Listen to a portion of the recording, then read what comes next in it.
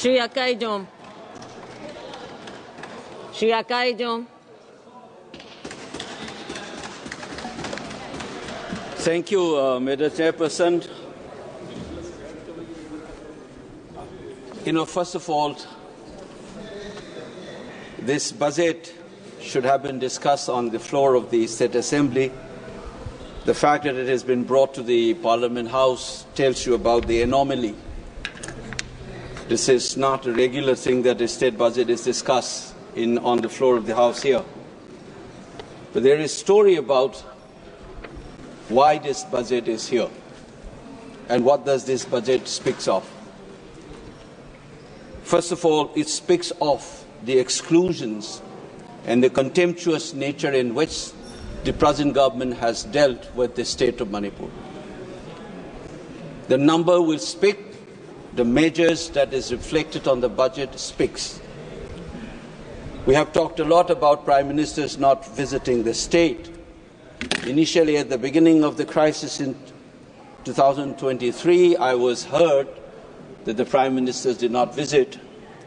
Today, I'm almost indifferent whether he visits the states or not. Does not matter anymore. But the rest of the country should know that there is no visa issue for the Prime Minister to visit the country.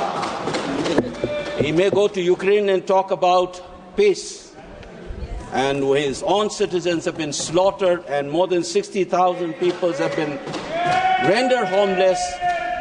This kind of a behavior can never be justified by anybody who swears by nationalism. It can only be done by those who swear by pseudo-nationalisms and who has a peculiar idea of nation that thrives on excluding people. Now let me talk about this budget in two ways. What does these numbers speak of? The first one is this, a clear sense of the state of economy of this state called Manipur. Look at the fiscal liabilities. It's 37.07% of the GSDP. What does it speak of? It speaks of a terrible state of an economy, the debt burden that the state witnesses.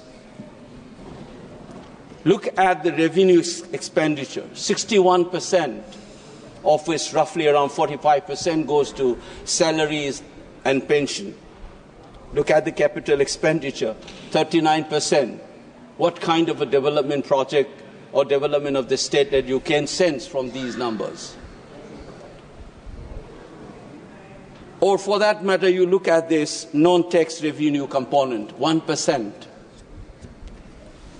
I thought that this budget would have schemes to deal with this basic economic anomalies of the state.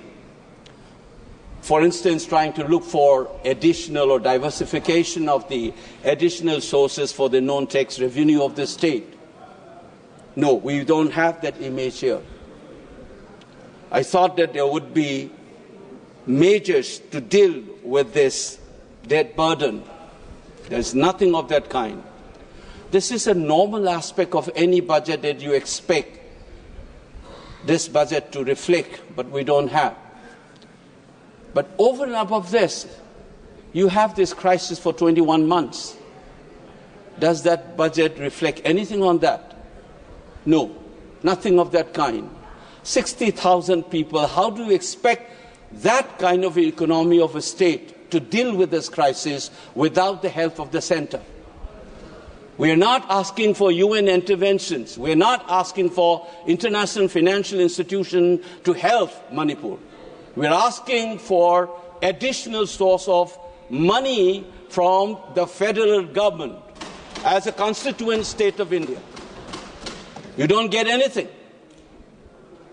How do we deal with this 60,000 people who are rendered homeless, villages wiped out, women and children suffering, children not able to go to school? Had this crisis been there in Bihar or UP, you would have felt the nation in you for you to reflect on your budget. The kind of exclusions that I have been trying to brought up in this House, Remember that Gandhi was thrown out of the train. How does he felt? He thought that he was a barrister. He thought he is entitled to that compartment in the train. He was thrown out of that. Bankim Chandra Chattopadhyay, when he was told that India does not have history. That sense of invisibility is what this government has been doing. Nothing of this kind has been mentioned in your presidential speech. You've been trying to make us invisible, our tragedy as insignificant. And you expect the people of this state to feel like any other Indians and be proud of being an Indian. People have begun to start asking questions about the relationship between our state and the Union of India. People are remembering the instrument of accession. People are remembering that controversial merger agreement. Why? Because you have allowed the feelings to be groomed like that. And this budget is an addition to that series of action that you have conducted. I'll give one more example, which I felt as I sat in this house and listened. I've seen floods in my home state. Even the Raj Bhavan was inundated. Every year it has become a ritual. Did the budget reflect anything on that in the national budget? Does it reflect in this budget as well? Nothing of that kind. 11,500 crore, 11,500 वाला जो दिया गया था आपने बिहार को, क्यों? Because Bihar is more Indian than Manipur.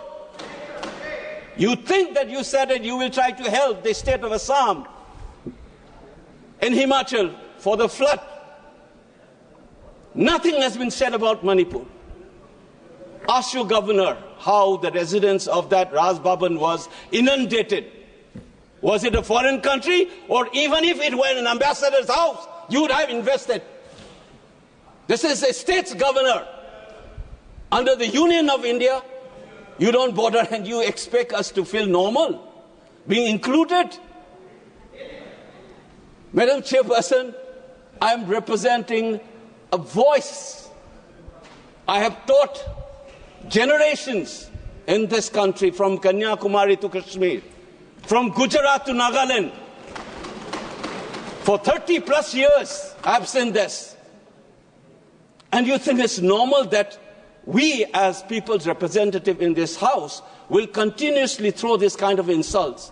This budget is the same story that I have been witnessing. What do we do now? What can I expect from this government? What they will end up doing is, though this is being a budget estimate they are projecting for 25-26, at the end of the day you said, because I know I'm aware this is vote on account, and you say 50% has been approved, it's like a ritual, you will finish it off. Manipur even doesn't address. A ritual will be completed in a couple of days. Is this the largest democracy's temple would be indulging itself? I'm ashamed of myself to bring up these issues. It's not a joke. When thousands of people suffer, I expect this government to have some sensitivity and pump in a little more money and talk openly. If we have made mistake, let's accept. This is not about BJP or Congress. Let's move forward. Let's try to have this feeling that we are one, that we care for you. And this budget must reflect that. Not a simple ritual to continue this insult and then blame the people for anti-India feeling being emerging in that space. Remember that anti-India feeling emerged in Manipur unlike anywhere in this country because of the follies of this state government. The government of this country has continuously done. None other than the Home Secretary, a retired Home Secretary of the Union government, has said Manipuris have been insulted, and the only way to move forward is for even the Prime Minister or the President to apologize. That insult continues even today. And this budget not taking care of the IDPs, not taking care of the basic needs of that economy, not taking care of the flood that has become a ritual, and you think it's going to be another ritual to pass in this floor of the House. It's very saddening, Madam Chairperson. I hope sooner we learn this and make corrective measures. I'm only wishing that one day we will be able to say that we are all Indians. We feel the same feeling as everybody else. Thank you, Madam Chairperson.